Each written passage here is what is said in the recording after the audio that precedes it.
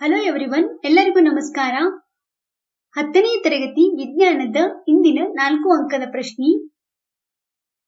ದಂಡಕಾಂತದ ಸುತ್ತಲಿನ ಕಾಂತೀಯ ಬಲರೇಖೆಗಳನ್ನು ದಿಕ್ಸೂಚಿಯನ್ನು ಉಪಯೋಗಿಸಿ ನೀವು ಹೇಗೆ ಗುರುತಿಸುವಿರಿ?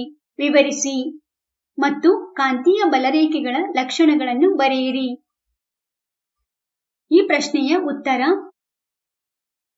ಒಂದು ಚಿಕ್ಕ ದಿಕ್ಸೂಚಿ ಮತ್ತು ದಂಡಕಾಂತವನ್ನು ತೆಗೆದುಕೊಳ್ಳಬೇಕು. ಹಾಳೆಯ ಮೇಲೆ ದಂಡಕಾಂತವನ್ನಿರಿಸಿ ದಂಡಕಾಂತದ ಸುತ್ತಲಿನ ಸೀಮಾರೇಖೆಯನ್ನು ಗುರುತು ಮಾಡಬೇಕು.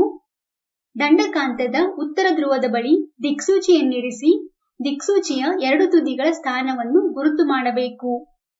ದಿಕ್ಸೂಚಿಯ ಉತ್ತರ ಧ್ರುವವು ಮೊದಲು ಆಕ್ರಮಿಸಿದ್ದ ಸ್ಥಾನವನ್ನು ದಕ್ಷಿಣ ಧ್ರುವವು ಆಕ್ರಮಿಸುವಂತೆ ದಿಕ್ಸೂಚಿಯನ್ನು ಚಲಿಸಬೇಕು. ಇದೇ ರೀತಿ ದಿಕ್ಸೂಚಿಯನ್ನು ದಂಡಕಾಂತದ ದಕ್ಷಿಣ ಧ್ರುವ ತಲುಪುವವರೆಗೆ ಮುಂದುವರಿಸಬೇಕು. ಗುರುತು ಮಾಡಿದ ಬಿಂದುಗಳನ್ನು ನಯವಾದ ವಕ್ರರೇಖೆಯಿಂದ ಸೇರಿಸಬೇಕು. ಇದು ಕಾಂತೀಯ ಬಲರೇಖೆಗಳನ್ನು ಪ್ರತಿನಿಧಿಸುತ್ತದೆ. ಮೇಲಿನ ವಿಧಾನವನ್ನು ಪುನರಾವರ್ತಿಸಿ ನಾವು ಸಾಕಷ್ಟು ಸಂಖ್ಯೆಯ ಬಲರೇಖೆಗಳನ್ನು ಎಳೆಯಬಹುದು. ಕಾಂತೀಯ ಬಲರೇಖೆಗಳ ಲಕ್ಷಣಗಳು ಯಾವ್ಯಾವೆಂದರೆ: ಕಾಂತೀಯ ಬಲರೇಖೆಗಳು ಉತ್ತರ ಧ್ರುವದಲ್ಲಿ ಉತ್ಸರ್ಜಿತವಾಗಿ ದಕ್ಷಿಣ ಧ್ರುವದಲ್ಲಿ ಕೊನೆಗೊಳ್ಳುತ್ತವೆ.